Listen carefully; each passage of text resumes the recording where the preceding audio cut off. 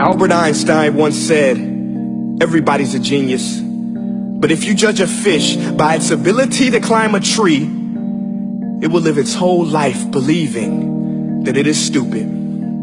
Ladies and gentlemen of the jury, today on trial we have modern day schooling. Glad you could come. Not only does he make fish climb trees, but also makes them climb down and do a 10-mile run. Tell me, school, are you proud of the things you've done?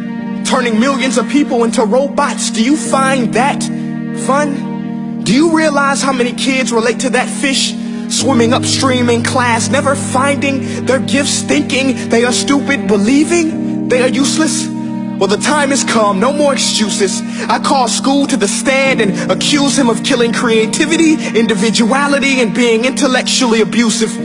He's an ancient institution that has outlived his usage. So, Your Honor, this concludes my opening statement, and if I may present the evidence of my case, I will prove it. Proceed. Exhibit A. Here's a modern day phone. Recognize it? Here's a phone from 150 years ago.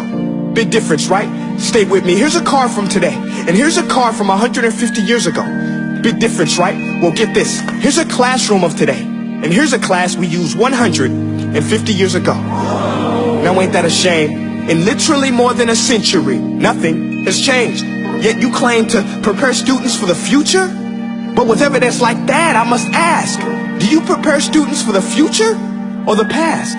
I did a background check on you and let the record show that you were made to train people to work in factories, which explains why you put students in straight rows, nice and neat, tell them sit still, raise your hand if you want to speak, give them a short break to eat, and for 8 hours a day tell them what to think. Oh, and make them compete to get an A. A letter which determines product quality, hence grade A of meat. I get it. Back then, times were different. We all have a past. I myself am no Gandhi. But today, we don't need to make robot zombies. The world has progressed. And now we need people who think creatively, innovatively, critically, independently, with the ability to connect. See, every scientist will tell you that no two brains are the same. And every parent with 2 or more children will confirm that claim. So please explain why you treat students like cookie cutter frames or snapback hats, giving them this one-size-fits-all crap. Watch your language. Sorry, Your Honor, but if a doctor prescribed the exact same medicine to all of his patients, the results will be tragic. So many people will get sick, yet when it comes to school, this is exactly what happens, this educational malpractice, where one teacher stands in front of 20 kids, each one having different strengths, different needs, different gifts, different dreams, and you teach the same thing the same way? That's horrific. Ladies and gentlemen, the defendant should not be acquitted. This may be one of the worst criminal offenses ever to be committed. And let's mention the way you treat your employees. Objection. Overruled. I want to hear this. It's a shame. I mean, teachers have the most important job on the planet, yet they're underpaid? No wonder so many students are short-changed. Let's be honest. Teachers should earn just as much as doctors, because a doctor can do heart surgery and save the life of a kid.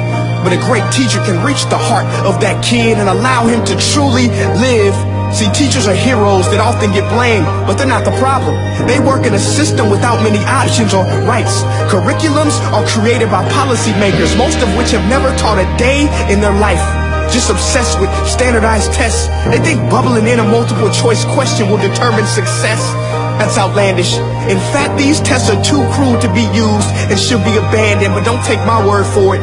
Take Frederick J. Kelly, the man who invented standardized testing, who said, and I quote, "These tests are too cruel to be used and should be abandoned." Ladies and gentlemen of the jury, if we continue down this road, the results will be lethal. I don't have much faith in school, but I do have faith in people. And if we can customize healthcare, cars, and Facebook pages, then it is our duty to do the same for education, to upgrade and change and do away with school spirit, because that's useless. Unless we're working to bring the spirit out of each and every student, that should be our task. No more Common Core. Instead, let's reach the core of every heart in every class. Sure, math is important, but no more than art or dance. Let's give every gift an equal chance. I know this sounds like a dream, but countries like Finland are doing impressive things. They have shorter school days. Teachers make a decent wage. Homework is non-existent, and they focus on collaboration instead of competition. But here's the kicker, boys and girls. Their educational system outperforms every other country in the world. Other places like Singapore are succeeding rapidly. Schools like Montessori, programs like Khan Academy. There is no single solution, but let's get moving. Because while students may be 20% of our population, they are 100% of our future. So let's attend to their dreams, and there's no telling what we can achieve. This is a world in which I believe, a world where fish are no longer forced to climb trees. I'll rest my case.